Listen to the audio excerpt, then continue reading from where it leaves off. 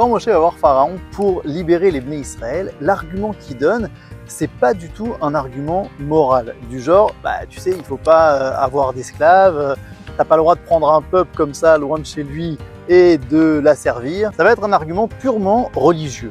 Le Dieu des Hébreux les a appelés pour qu'ils le servent dans le désert, pour qu'ils lui sacrifient des sacrifices. À aucun moment Moshe ne parle de la terre d'Israël, à aucun moment on parle de liberté. C'est bien qu'à un moment après la plaie des bêtes féroces, Pharaon dit « Bon allez d'accord, vous pouvez partir, mais ne vous éloignez pas trop ». Et Moshe dit « D'accord ». Alors heureusement que Pharaon s'est rétracté, mais en tout cas le seul et unique sujet, c'est d'aller faire des sacrifices dans le désert. C'est tellement important qu'après la plaie de l'obscurité, Pharaon dit « Bon d'accord, vous pouvez partir, c'est bon, les portes de l'Égypte sont ouvertes, vous pouvez y aller.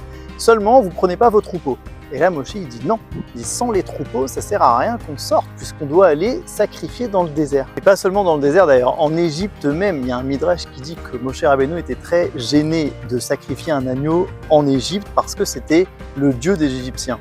Mais Dieu lui répondra de manière un peu choquante que justement, il y a une importance à sacrifier leur dieu devant leurs yeux au même moment où ils voient leur premier-né mourir. Alors c'est quoi cette histoire d'agneau qui est un dieu égyptien? En fait les Égyptiens ce qu'ils recherchaient c'est justement d'être paisibles, d'avoir la sérénité d'un agneau, comme l'agneau qui va paître dans les champs sans que personne ne dérange, c'est à ça qu'ils aspirent. Le rêve égyptien c'est la tranquillité de l'agneau. D'ailleurs être berger pour un Égyptien c'est une abomination. Comment est-ce que tu oses déranger la tranquillité d'un agneau, lui dire quoi faire, quand manger, quand avancer? Laisse-le tranquille, laisse-le paisible, c'est à ça qu'on aspire. Le problème, c'est comment être tranquille et paisible lorsqu'on a de la souffrance autour de nous. On a un peuple entier d'esclaves qui souffrent et nous, on aspire à être tranquille. Comment est-ce qu'on va faire? Eh bien, c'est très simple, il ne faut pas prendre à cœur. Vayechazek lev paro, on ne va pas arrêter de renforcer notre cœur, de surtout ne pas ressentir. On va créer un système pyramidal bien huilé où tout est à sa place et où on ne ressent surtout pas l'injustice ou la souffrance d'autrui.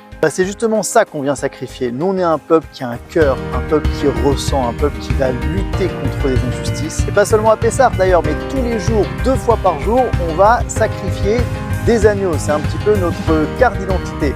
On est un peuple qui refuse de vivre comme des agneaux. On n'est pas là pour rêver à un monde utopique sur le compte des autres, mais pour s'efforcer à rendre justement ce monde-ci la meilleure version de ce qu'il peut être.